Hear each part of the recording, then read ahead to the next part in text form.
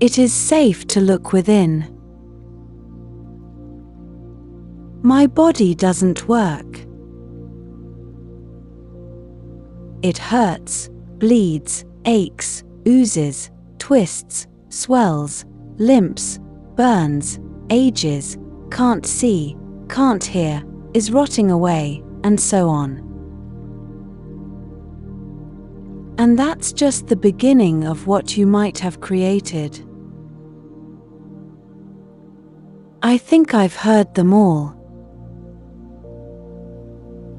My relationships don't work.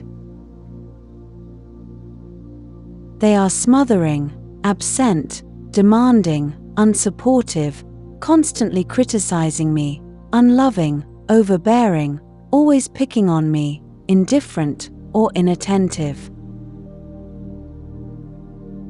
Yes, I've heard all these complaints too.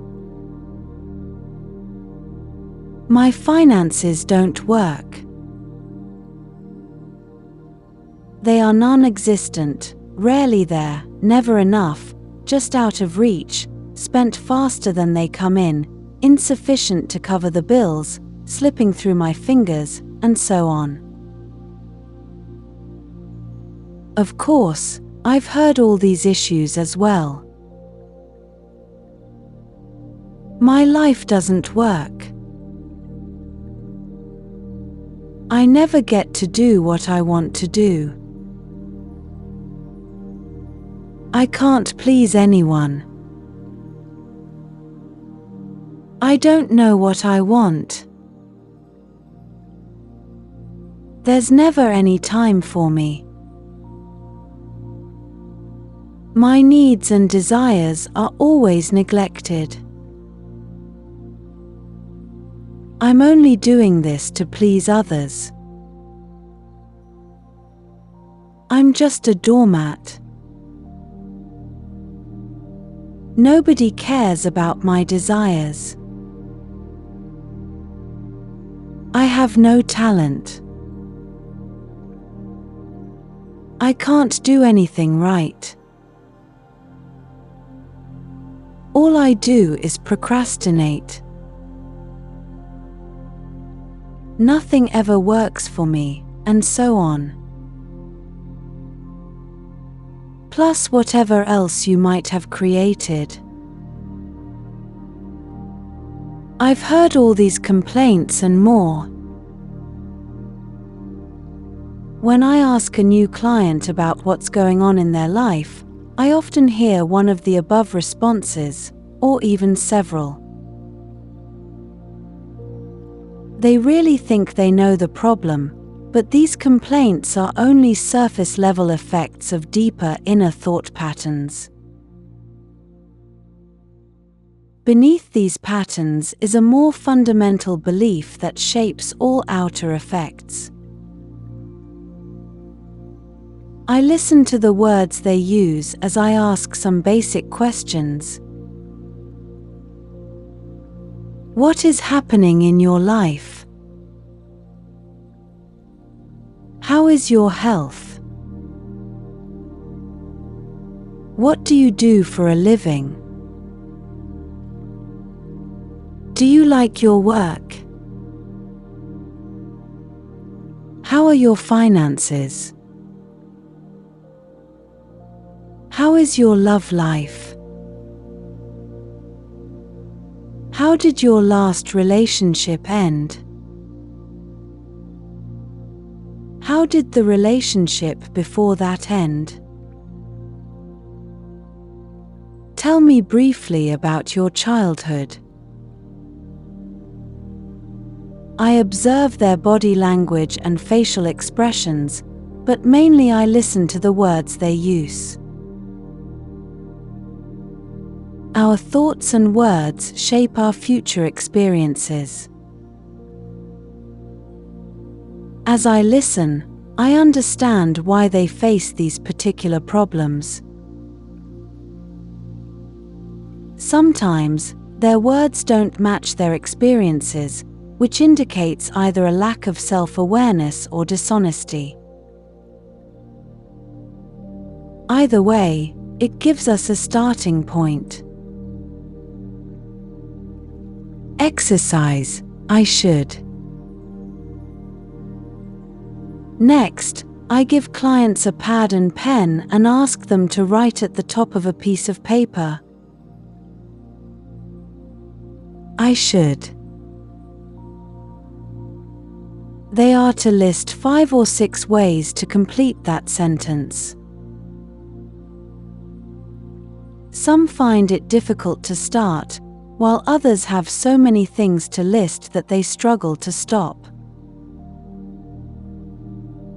I then ask them to read each item aloud, starting with I should, and then ask, why? The responses are often revealing. My mother said I should. Because I'm afraid not to. Because I have to be perfect. Well, everyone has to do that. Because I'm too lazy, too short, too tall, too fat, too thin, too dumb, too ugly, too worthless. These answers reveal where they are stuck in their beliefs and what they see as their limitations. I make no comments on their answers. After they finish the list, I discuss the word should.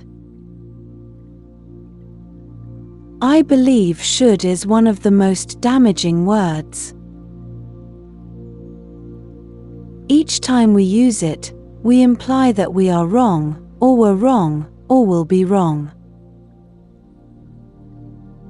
We don't need more wrongs in our lives, we need more freedom of choice. I would like to remove should from our vocabulary and replace it with could. Could offers choice, and we are never wrong.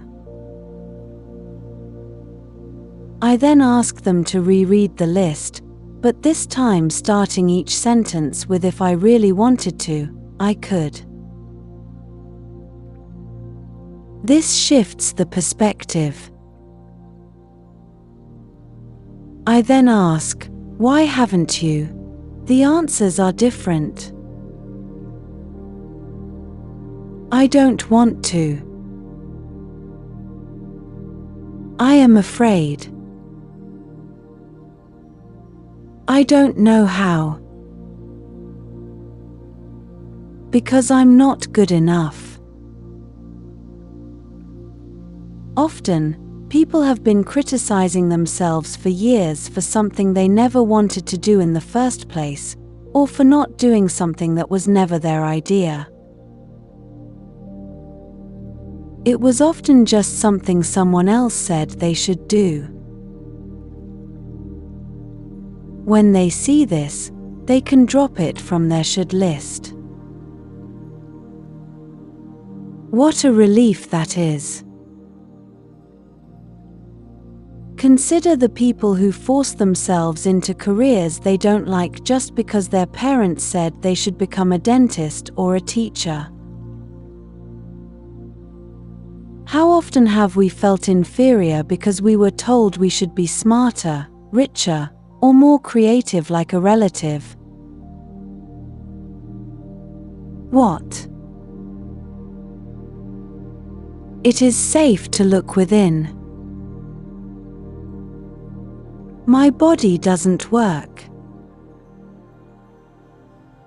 It hurts, bleeds, aches, oozes, twists, swells, limps, burns, ages, can't see, can't hear, is decaying, and so on.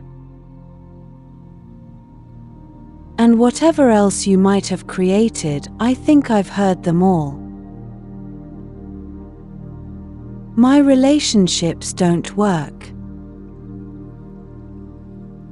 They are stifling, absent, demanding, unsupportive, overly critical, unloving, intrusive, constantly picking on me, avoiding me, walking all over me, never listening, and so on. And whatever else you might have created, I've heard them all too. My finances don't work. They are non-existent, scarce, never enough, always just out of reach, going out faster than they come in, failing to cover the bills, slipping through my fingers, and so on. Plus whatever else you've created, I've heard it all. My life doesn't work. I never get to do what I want. I can't please anyone. I don't know what I want. There's never time for me. My needs and desires are always overlooked. I'm only doing this to please others. I feel like a doormat. Nobody cares about what I want to do. I have no talent. I can't do anything right. I just procrastinate. Nothing ever works out for me, and so on. And whatever else you've created, I've heard it all too. When I ask a new client about their life, I usually hear one of the above complaints or several. They believe they know the problem, but these complaints are merely surface-level manifestations of deeper thought patterns. Beneath these thought patterns lies a more fundamental pattern that shapes all external effects. I listen to their words as I ask basic questions. What's happening in your life? How is your health? What do you do for a living? Do you like your work? How are your finances? How is your love life? How did the last relationship end? And the one before that, how did it end? Tell me about your childhood, briefly. I observe their body language and facial expressions. But mostly, I listen to the words they use. Thoughts and words create our future experiences. As they speak, I can understand why they face certain problems. Sometimes their words don't align with their experiences, revealing either a lack of self-awareness or dishonesty. Either way, it's a starting point for us to address. Exercise, I should.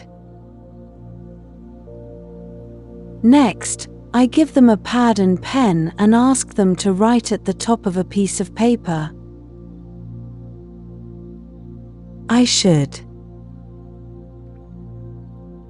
They are to list 5 or 6 ways to finish that sentence.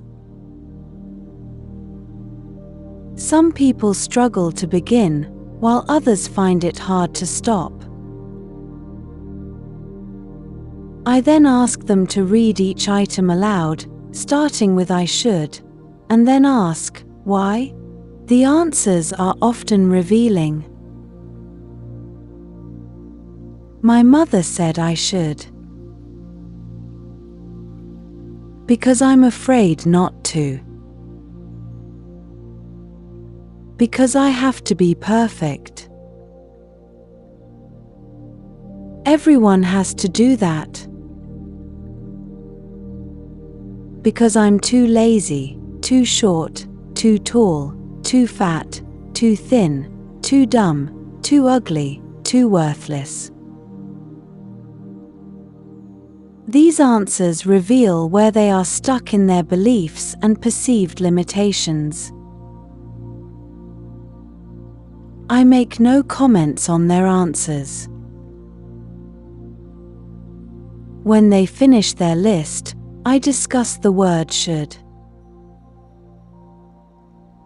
I believe should is one of the most damaging words in our language.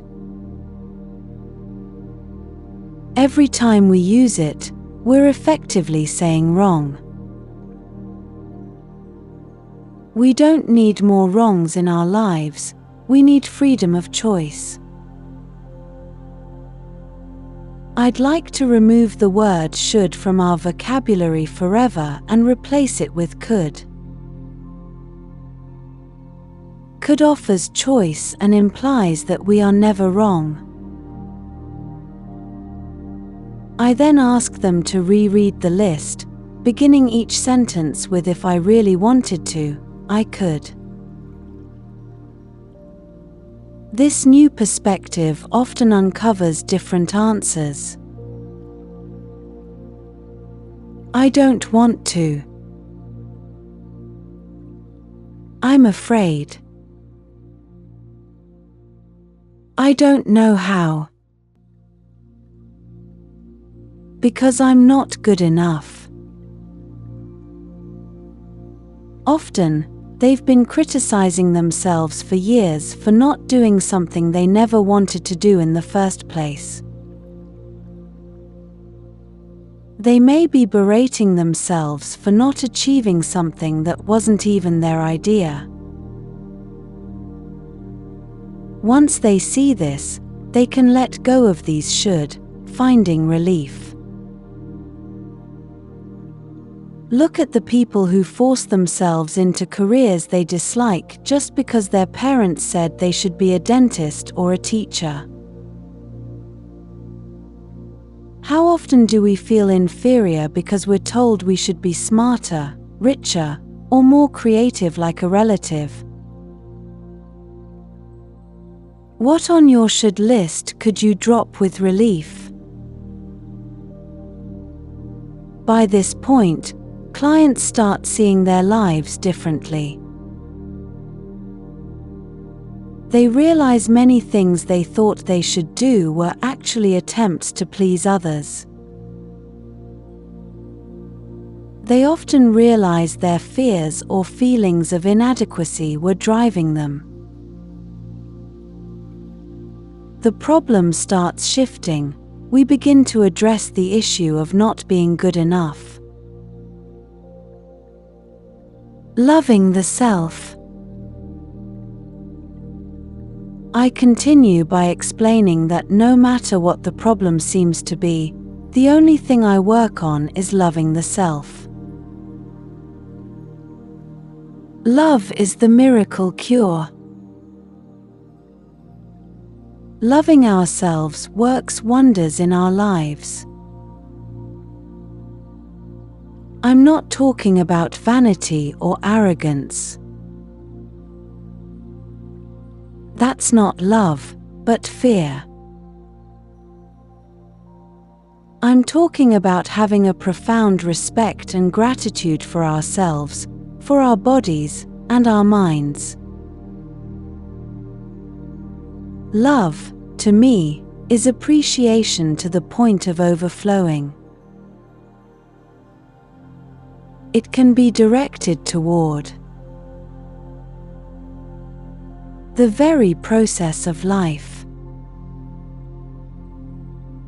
The joy of being alive. The beauty I see. Another person. Knowledge. The process of the mind. Our bodies and their functions. Animals, birds, fish. Vegetation in all its forms. The universe and its workings. What else can you add to this list? Here are some ways we don't love ourselves. We scold and criticize ourselves endlessly. We mistreat our bodies with poor diet, alcohol, and drugs. We believe we are unlovable. We're afraid to charge fair prices for our services. We create illnesses and pain in our bodies. We procrastinate on beneficial tasks. We live in chaos and disorder. We create debt and burdens. We attract partners who belittle us. What are some of your ways? Denying our good in any way is an act of not loving ourselves. I recall a client who wore glasses. After we released an old fear from childhood, she discovered her eyesight had improved to the point where she no longer needed her contacts. She was amazed but quickly went back to wearing them. Our subconscious mind can create surprising changes, even if we find it hard to believe. The perfection of babies. Think about how perfect you were as a baby. Babies don't need to do anything to be perfect, they just are. They act as if they know it. They ask for what they want without hesitation. They express their emotions freely. You know when a baby is happy or angry, their emotions are clear and unfiltered. Babies will not survive without love. As we grow older, we learn to live without it, but babies demand it. They love every part of themselves. They have immense courage. You were like that. We all were. Then we started listening to adults who had learned fear, and we began to deny our own magnificence. I don't believe clients who tell me they're terrible or unlovable. My work is to help them reconnect with the time when they truly loved themselves. Exercise, mirror. I ask clients to pick up a small mirror, look into their own eyes, and say their names along with, "I love and accept you exactly as you are." This exercise is often challenging. Many people react with tears, anger, self-criticism, or even throw the mirror away. It took me years to be comfortable looking into my own eyes, after spending endless hours criticizing my appearance. This simple exercise reveals a lot. In less than an hour, I can uncover core issues beneath surface problems. Addressing only the symptoms of a problem doesn't resolve it.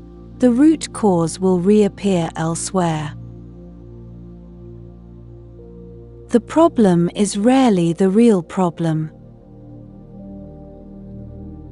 A client worried obsessively about her looks, especially her teeth. She visited many dentists and even had surgery on her nose, but felt each professional only made her look worse. Her real issue wasn't her appearance, but her deep-seated belief that something was wrong with her. Another woman had persistent bad breath. She was studying to be a minister and appeared pious, but underneath was a simmering anger and jealousy. Her inner turmoil was reflected in her breath. A 15-year-old client had Hodgkin's disease and was given 3 months to live. His parents argued constantly, and he wanted desperately to be an actor. He believed fame was essential to his worth. By learning to love and accept himself, he not only survived but thrived, becoming a regular on Broadway. Excess weight is another example. People often blame weight for their problems, but it's usually a protective mechanism against feelings of insecurity or fear.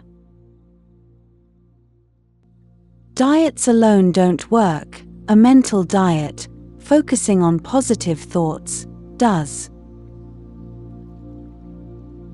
Sometimes clients resist this approach, feeling it oversimplifies their issues. One woman was upset because she wanted help with her dissertation, not self-love. Yet, her self-hatred was affecting all aspects of her life, including her work. The real problem. When clients react strongly to looking into the mirror, I see it as a positive sign we're now addressing the real problem. I emphasize that the core issue is not loving oneself. I watch their reactions when discussing self-criticism. They often feel they are too something, too tall, too short, too fat, too thin, too dumb, etc. The central issue often boils down to the belief, I am not good enough. By identifying these patterns and addressing them, we can shift towards self-love and acceptance, which ultimately transforms all other areas of life.